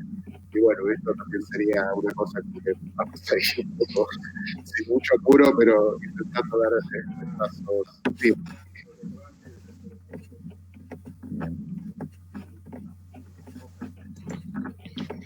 Hay un montón de cosas, ¿no? Para pensar todo esto que conversamos sobre la violencia y sobre forma, digamos, de resolver el conflicto o de expresar el conflicto de alguna manera. Hay cuestiones, digamos, que tienen que ver con coyunturas históricas, ¿no? Y es innegable que en coyunturas poco favorables en función, digamos, de los derechos de las mayorías, la resolución violenta de las relaciones interpersonales cotidianas parecería, así medio de modo de hipótesis lo tiro, no sé ustedes qué opinan de esto, pero parecería que tuviesen, digamos, un espacio mayor de expresarse, digamos, los conflictos cotidianos. No sé si se entiende lo que digo. Digo, en coyunturas donde las personas, la ciudadanía, la población se encuentra más desposeída, hay más espacio, habría más espacio, digamos, como para hacer, para que las cosas se resuelvan violentamente, ¿no? Sí. Un comentario, digamos, que lo planteo como hipótesis y abro, digamos, la posibilidad de que tanto Néstor como Pablo, como, Jorge, Rodrigo, digamos, hagan un comentario. Sí, dale, Pablo, porque si no quedo no, a mí me parece que estamos en una coyuntura, tomando los términos de Sergio, absolutamente favorable, pero producto de una enorme cantidad de batallas que no se agotan en 2 décadas, que tienen muchísimas décadas. Uno podría de alguna manera reconstruir con matices y con, por supuesto, discontinuidades para el caso latinoamericano o iberoamericano, para el caso de Argentina, ya a fines del siglo XIX, ¿no? Grierson, Raquel Camaña, Alicia Mordel Justo, etcétera, etcétera, han sido, digamos, y un conjunto también de varones, muy pocos, lamentablemente, como diría, como me dijo en algún momento Sucesión Labrín, una gran historiadora, hay que también focalizar la atención en aquellos varones que sí acompañaron al feminismo. Han sido muy pocos, pero que sí han acompañado, y ese es un espacio que en clave histórica, bueno, aún debe ser, creo yo, profundizado.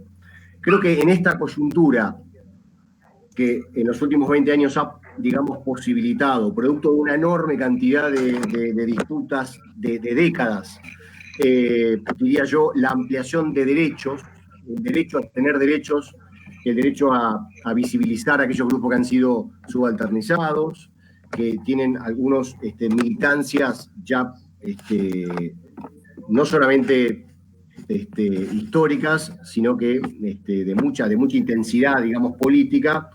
Yo creo que ese punto de partida nos puede permitir de alguna manera, como es un buen punto de partida, porque tenemos un conjunto enorme de disposiciones jurídicas que serían, como dijo Néstor, ¿no? Hubiesen sido impensables hace 20 o 25 años. Sin embargo, tenemos, yo diría, 8, 18 o 20 disposiciones legales súper progresistas vinculadas con la ampliación de derechos que, creo yo, los sindicatos, la universidad, ADIUM, deberíamos potenciar, deberíamos en principio visibilizar, potenciar y agenciar, porque hay un conjunto enorme, hablo por el campo educativo, que es el que más conozco y he investigado en los últimos 25 años. Aún hoy en día, la ESI no se implementa en un montón de provincias. O aparece la retórica contraria vinculada con la ideología del amor o la ideología de género. Lo que quiero decir es que nosotros, a diferencia, como docentes, de hace 25 o 30 años, tenemos todo un aparato jurídico que avala la posibilidad de intervenir y de potenciar, digamos, escenarios más justos. Y yo creo que sería digamos, un camino equivocado de no hacerlo. Tenemos toda la posibilidad. Este espacio es uno, otro es armar talleres sobre masculinidades o lo que sea, otro es incorporar material en las cátedras, otro es que ADIUNC organice talleres de cine donde se problematicen videos, películas, cortos sobre diferentes temas, entre ellos, por supuesto, el de la sexualidad o el de los géneros. Hay 1000 posibilidades para poder pensar. Yo creo que en tanto podamos armar caminos que vayan más allá de los discursos que están hegemónicamente instalados, aquellos que son, por supuesto, violentos, bueno, todo será ganancia, todo será plusvalía positiva, digamos, ¿no? Creo que algunos sectores, digamos, que se pueda llegar a evaluar como o considerar más proclive a la violencia o resolver violentamente conflictos. Yo creo que ahí es importante el grado de, en esas experiencias vitales, el grado de articulación con otros actores sociales que han tenido, digamos. En una de las investigaciones en la que trabajábamos entrevistando a hombres que estaban cumpliendo condena por haber ejercido violencia en el ámbito familiar, era en algunos casos el impacto de lo que había sido el neoliberalismo en los 90, cómo había ido cortando lazos para terminar en un sálvese quien pueda, digamos. Y creo que muchas veces también se acude a la violencia, que por ahí no necesariamente tiene que ver, o puede haber mayor predisposición, digamos, en el hecho de que no todos los sectores tenemos la posibilidad por igual de asistir a diferentes instituciones, más allá de la escuela, al club, a la sociedad de fomento, a diferentes lugares, digamos, y yo creo que esa riqueza acumulada de transitar a lo largo de la vida por muchos de esos lugares es lo que lleva a experimentar que cuando aparece un conflicto no se soluciona con, como decíamos hoy al inicio, con el que mayor jerarquía tiene, que es el varón, y entre dos varones el que más fuerza tiene. Entonces me parece que en eso, por eso también me parece que ha sido muy importante todas las políticas del kirchnerismo, que también se están, creo yo, ahora entiendo que también en esta época se van a poder llevar adelante, no sé, desde la escuela con los patios abiertos, con las orquestas escolares, con todos espacios, estrategias que llevan a la convivencia más allá del aula para aprender, digamos, sino el transitar muchos otros espacios. Creo que eso es sumamente rico a la hora de después no sea la solución el más fuerte para resolver un conflicto. Iba a decir otra cosa, pero se me escapó. No lo tenía anotado. No, hay una cosa que también, digamos, que es obvia, digamos, en este contexto de COVID que nos encontramos con todas las condiciones en las que estamos todos, digamos, hay un escenario también particular para poder pensar en términos, digamos, de resolver la cotidianidad a la piña, para decirlo en términos de otro antropólogo, ¿no? Digo, no es una circunstancia, digamos, que no ayuda. Ahí déjame hacer un paréntesis. Yo creo que el COVID puede ser también una posibilidad. Sí. Y la pandemia. Quiero decir, yo en las clases que he dictado, he tratado de reflexionar el COVID desde, por ejemplo, el proceso de medicalización y preguntarme, como diría Judy Butler, retomando algunos datos de algunos países, por qué mueren más personas de color, o más personas pobres, o más mujeres en ciertos países. Yo creo que ahí el COVID es una buena posibilidad para reflexionar sobre la trilogía sociológica, sobre cómo se articula el racismo, el clasismo y el sexismo. No sería tan... trataría de ver, en todo caso, entiendo dónde vas, Sergio, pero creo que se puede ver también el momento histórico en el que estamos atravesando como una posibilidad de reflexión. En el marco de, obviamente, una serie de dificultades que tenemos en el tránsito de la vida cotidiana, ¿no? Pero yo creo que habría posibilidad de reflexionar el COVID como una forma de politicidad sobre nuestras vidas, sobre nuestros cuerpos, sobre nuestras sexualidades y sobre cómo eso impacta diferencialmente de acuerdo, por ejemplo, a las sexualidades o al color de piel. Yo creo que sería es una cuestión interesante para reflexionar con los otros, con las otras, con los otros, ¿no? O cómo los colectivos trans están, digamos, sufriendo aún más que supuestamente todos los que tienen derechos, sus propios tránsitos por esta enfermedad, y cómo la enfermedad en realidad no es una cuestión meramente vinculada con el discurso biomédico, sino que es un problema claramente político, de gubernamentalidad, o como quieras llamarlo, ¿no? Y en ese punto yo creo que visibilizar esos procesos, en este caso en clave de género, es un buen punto de partida en todo caso, para repensarnos nosotros, ¿no? Y nuestras prácticas. No sé si... Sí, ahí, no, concuerdo, pero digo, siguiendo con lo que está diciendo, hay una cosa que es real. No se transita la pandemia de la misma manera por estas cuestiones de clase, de género, de etnia. No la transita todo el mundo de la misma manera.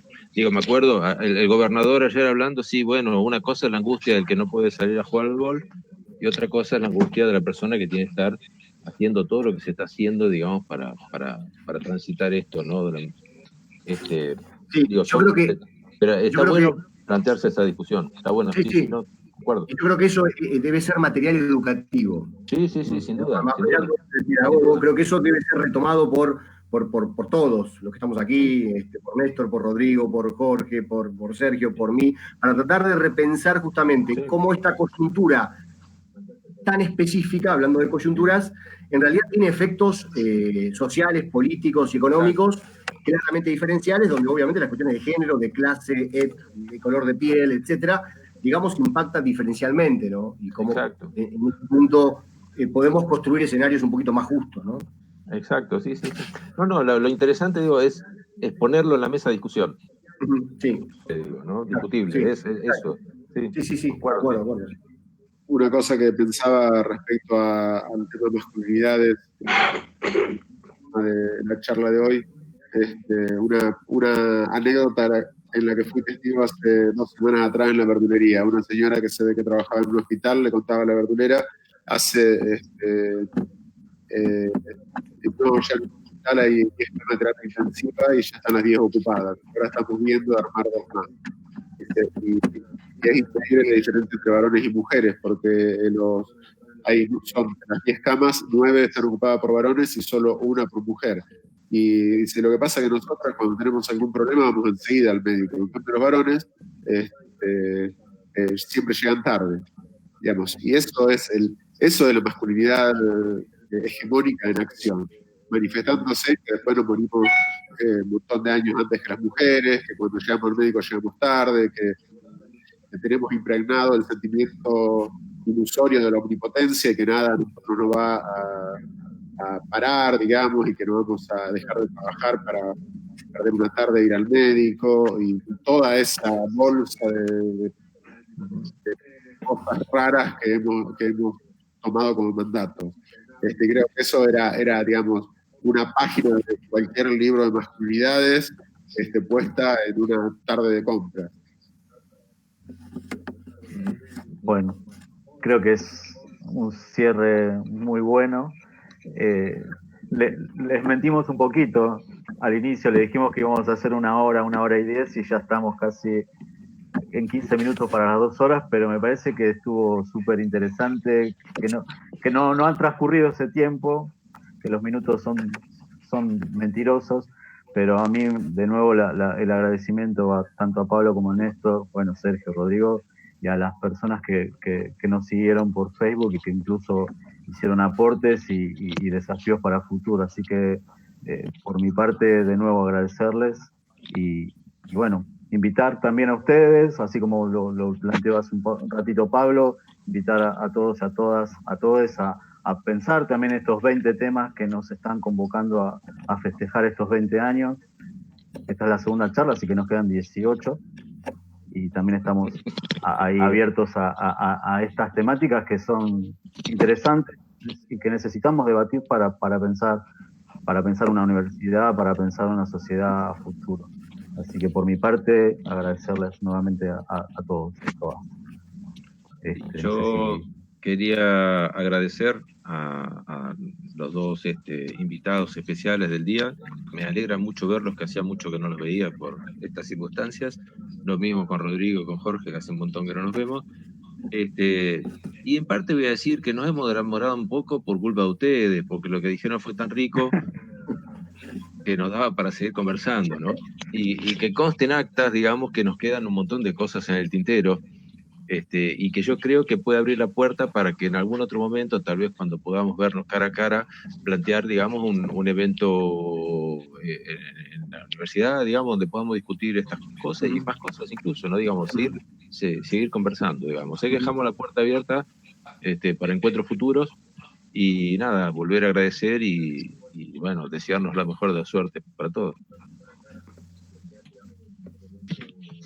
Bueno, gracias por la invitación, por el espacio, ha sido un gusto y bueno, que sigan estos espacios. Muchas gracias por la invitación, Sergio y Rodrigo, Jorge y Néstor. Un gusto. Un gusto y un abrazo grande para todos. Bueno, gracias. muchísimas gracias a todos. Saludos.